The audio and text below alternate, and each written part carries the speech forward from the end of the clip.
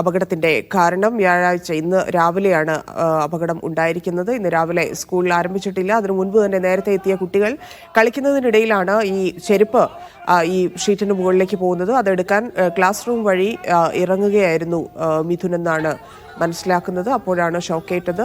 ആശുപത്രിയിൽ എത്തുന്നതിന് മുൻപ് തന്നെ മരണം സംഭവിക്കുകയായിരുന്നു എന്ന് അറിയുന്നു.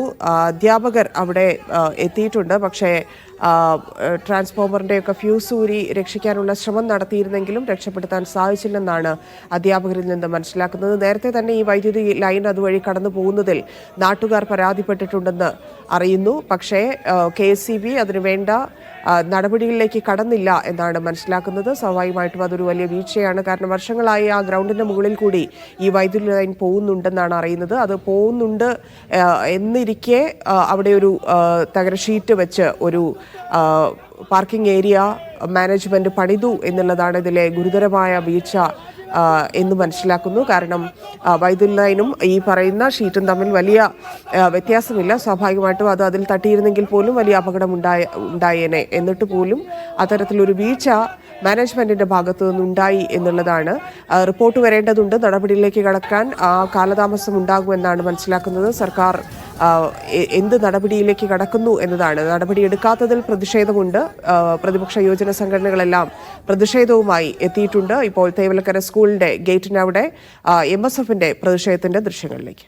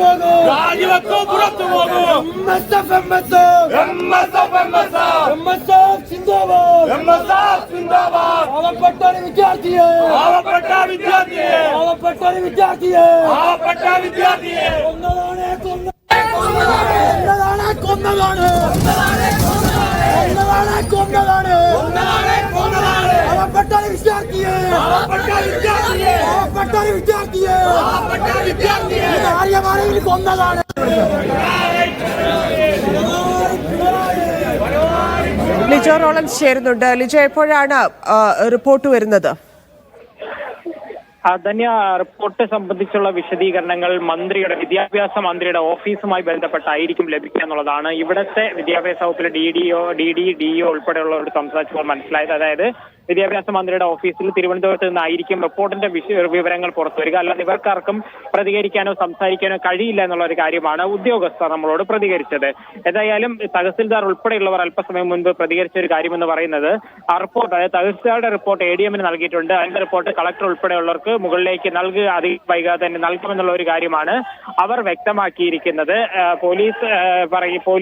പോലീസിനോട് സംസാരിച്ചപ്പോൾ അല്പസമയം മുൻപ് ശാസ്താംകോട്ട DYSP മുകേഷിനോട് സംസാരിച്ചപ്പോൾ അതായത് അവർക്ക് അന്വേഷണം, അതായത് കേസ് രജിസ്റ്റർ ചെയ്തിട്ടുണ്ട്, അല്ലാതെ മറ്റ് അന്വേഷണവുമായി ബന്ധപ്പെട്ട് തുടങ്ങാൻ കഴിഞ്ഞിട്ടില്ല. അതിന്റെ ഒരു കാരണം എന്ന് പറയുന്നത് ഈ പ്രതിഷേധങ്ങളും മറ്റു കാര്യങ്ങളൊക്കെ നിയന്ത്രിക്കേണ്ടതുണ്ട്. അതുകൊണ്ട് തന്നെ അത് ഒന്ന് ഒഴിഞ്ഞതിന് ശേഷമായിരിക്കും കൃത്യമായ ഒരു അന്വേഷണത്തിലേക്ക് കടക്കുക. ഏതായാലും ഇൻക്വസ്റ്റ് നടപടികളൊക്കെ പൂർത്തിയാക്കിയതിന് ശേഷം ഈ മിഥുന്റെ മൃതദേഹം ശാസ്താംകോട്ട താലൂക്ക് ആശുപത്രിയിൽ നിന്നും പാരിപ്പള്ളി മെഡിക്കൽ കോളേജ് ആശുപത്രിയിലേക്ക് മാറ്റിയിട്ടുണ്ട്. അവിടെ വെച്ചായിരിക്കും പോസ്റ്റ്മോർട്ടം നടക്കുക.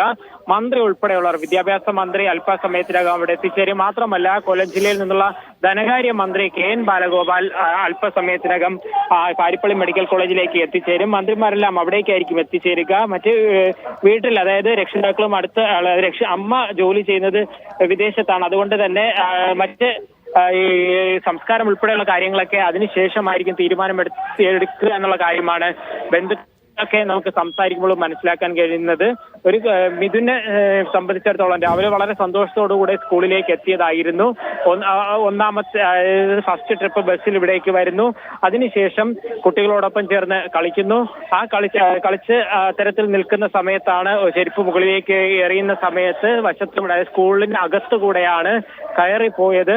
ആ കയറിപ്പോകുന്ന സമയത്താണ് ഇത്തരത്തിൽ ആ വൈദ്യുതി കമ്പിയിൽ നിന്നും ഷോക്കേറ്റ് ജീവൻ നഷ്ടപ്പെട്ടിരിക്കുന്നത്. അതിനുശേഷമുള്ള വിവിധ തലത്തിലുള്ള അന്വേഷണമായിട്ടാണ് ഇപ്പോൾ മുന്നോട്ട് പോയിക്കൊണ്ടിരിക്കുന്നത്.